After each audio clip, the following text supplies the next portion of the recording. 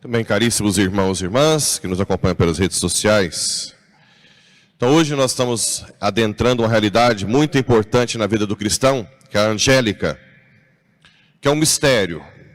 Os anjos que têm poder extraordinário, tanto para o mal, que são os demônios, quanto para o bem, que são os anjos. Mas ao mesmo tempo respeitam a vontade de Deus para cada um. Aquilo que Deus permite ou não permite para cada ser humano. Alguns santos tiveram vexações, que são ataques do demônio no corpo, outros não. Mas sempre existe uma batalha espiritual invisível. Sempre. Isso é muito importante para todo cristão saber. Nós estamos sempre em ordem de batalha. Nunca, jamais estamos em paz. Estamos sem guerra espiritual, espiritualmente falando. Ou seja, quando você para de lutar, quando você deixa de rezar, deixa de combater o mal, o demônio vence. Sempre.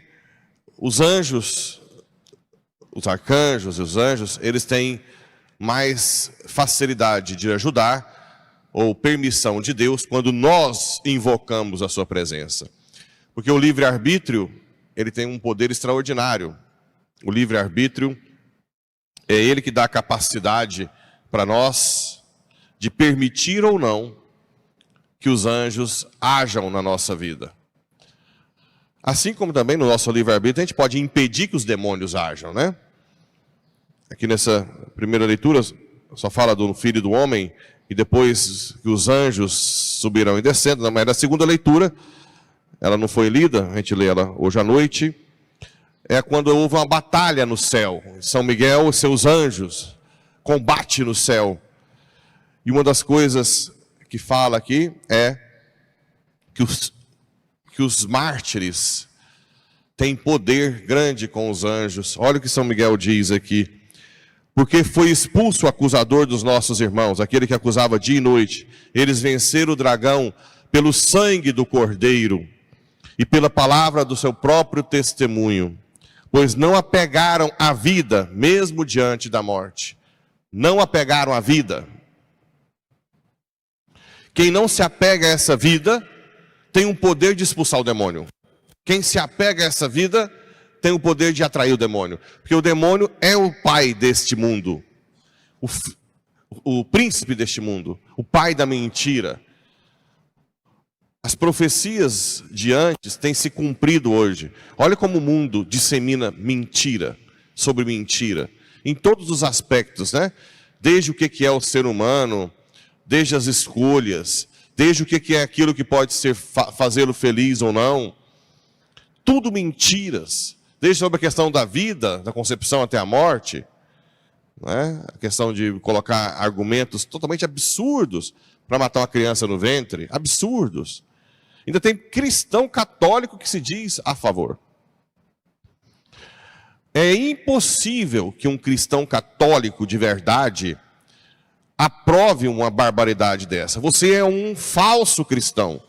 Além do que, a igreja ela tem uma pena, num caso desse, gravíssima, que é a excomunhão late sententia. Para quem faz, para quem apoia, para quem faz tudo.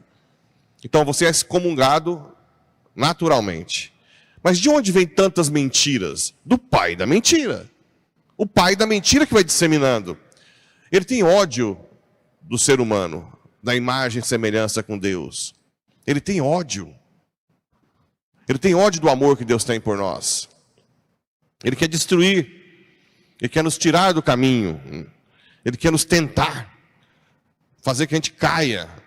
Fazer que a gente tenha raiva um do outro, porque a falta de perdão é uma vitória grande. Fazer que a gente não consiga perdoar alguém. Ele quer nos tirar, desiludir no caminho de luta espiritual. Muitos começam a vida de oração, depois desistem no caminho. Por quê? Porque o demônio começa a tentar a vida e a pessoa acha que não está adiantando nada. E para de rezar. E na verdade vencem os perseverantes, a tal ponto que não se importam com a sua vida nesse mundo. Está no Apocalipse. Aqueles que não se importam com a vida nesse mundo. E olha só, no Evangelho, como que a igreja contrapõe. Jesus elogia Natanael, ou Bartolomeu, porque aí vem o israelita de verdade, um homem sem falsidade. Se tem uma coisa que irrita Jesus, é a hipocrisia, a falsa religiosidade. Isso mata, isso deixava Jesus louco. Veja os fariseus, como que Jesus tratava os fariseus. Por quê? Porque viviam a religiosidade falsa, buscando um benefício para si mesmo. Como se eu usasse o sacerdócio para aquilo que me me faz bem, né? Não para servir. Isso atrai uma ira divina sem tamanho.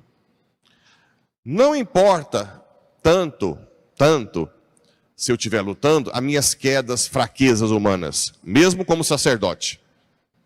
Porque Deus sabe que não existe ninguém que está pronto. Então, se eu estou caindo, reconfessando, peço perdão, Jesus está feliz do mesmo jeito. Mas quando eu começo a viver uma hipocrisia, usar do sacerdócio, não para o benefício do cristão, do fiel, mas para mim mesmo, isso atrai a ira divina de uma forma tremenda. Tremenda. Assim, claro, com o sacerdote é mais grave, mas cada um de nós pode estar usando a religião só para benefício próprio. Ah, padre, então para que serve a religião? Para a nossa conversão e para a salvação dos nossos irmãos. Para isso. Ah, mas eu posso pedir a casa própria? Pode. Não é pecado. Não é pecado pedir a casa própria. Agora, a questão é, isso é o mais importante? Uma pessoa que está num alto nível de santidade, ele vai ficar preocupado tanto com isso?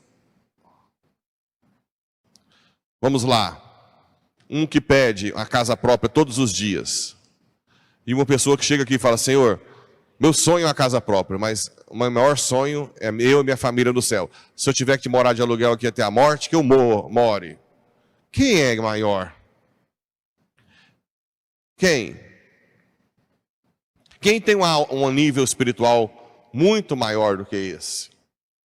Do que o anterior? É a pessoa que não importa. Fala, Senhor, se isso é o que o Senhor permitir para mim, não importa, eu quero o céu. Da mesma forma com outros pedidos que parecem muito bons. Por exemplo, que meu filho passe no vestibular. Ótimo.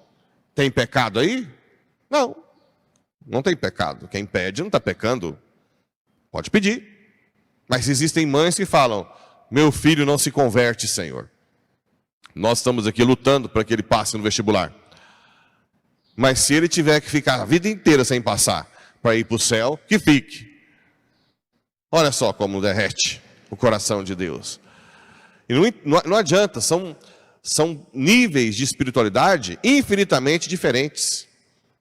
Infinitamente diferentes. São pessoas que têm já quase que a renúncia dessa vida. Repito o que está em Apocalipse. Ó. Porque foi expulso o acusador, né?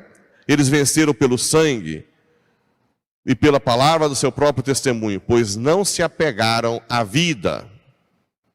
Não se apegaram à vida. Quem não se apega a essa vida tem poder. Tem poder. Educar os filhos para o céu, né? Casamento. Nós estamos casando para levar um ou outro para o céu. Como é que a gente faz isso? Buscando o amor de Deus e doando-nos uns aos outros. Sendo imagem, ícone de Cristo e a igreja, do Pai e o Filho, da Trindade. De onde me conheces, Natanael pergunta para Jesus, né? Aí ele fala uma profecia, te vi debaixo da figueira, Natanael acredita, e Jesus diz, você está acreditando por causa disso? Vereis coisas maiores, vereis o céu aberto, e os anjos de Deus subindo e descendo. Os anjos servem a Cristo e servem aos santos. Existem muitos testemunhos de de anjo da guarda, dos arcanjos na vida, principalmente dos padres da Santa Cruz, né? Tem o padre Fidelis, que é um homem muito santo. Ele tem inúmeros testemunhos da ação angélica. E muitas vezes também os anjos podem... tanto o demônio pode se fazer de pessoas, quando você tem imagem de pessoas que morreram, o demônio quando traz uma agitação, ele pode ter esse poder, viu? O fulano viu a imagem do fulano que morreu. Não é o fulano que morreu, é o demônio. Assim como as psicografias e tanta coisa. Mas também os anjos de Deus podem se fazer de humildes e pequenos e intervir na história. Recentemente eu ouvi um testemunho de um que é neto de um dos cofundadores da Assembleia de Deus, que virou católico, ele é procurador da República no Rio de Janeiro.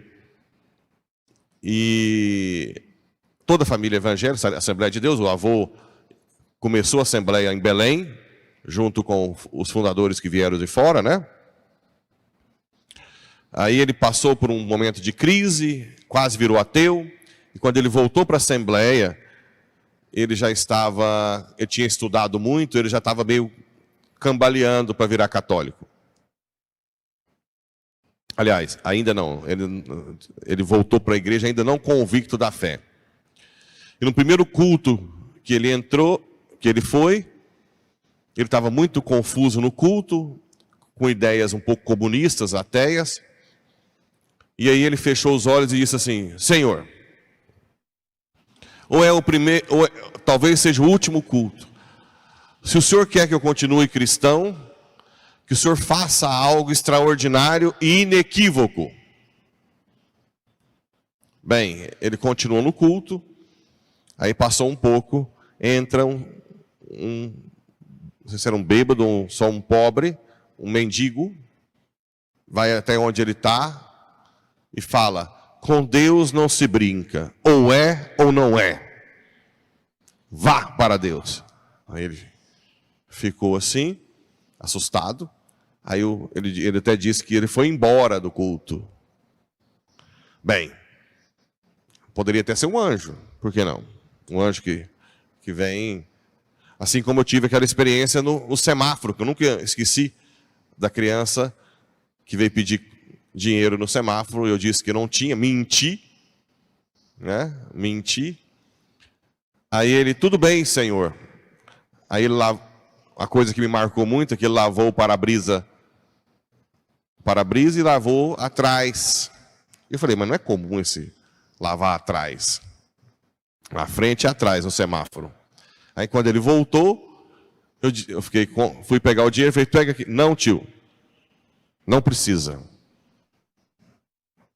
Bem, cheguei em casa, tinha uma prova no dia seguinte, e eu, racional como sou, fiquei tentando achar um argumento por que o menino não pegou dinheiro. Bem, por que ele quis lavar a si mesmo, a gente sabe. Poderia forçar para depois acontecer o que aconteceu. Eu ser tocado e dar o dinheiro. Mas não aceitar o dinheiro, e eu tentava estudar e tentava achar por que esse menino não aceitou o dinheiro. Tentava estudar, por que esse menino não aceitou o dinheiro.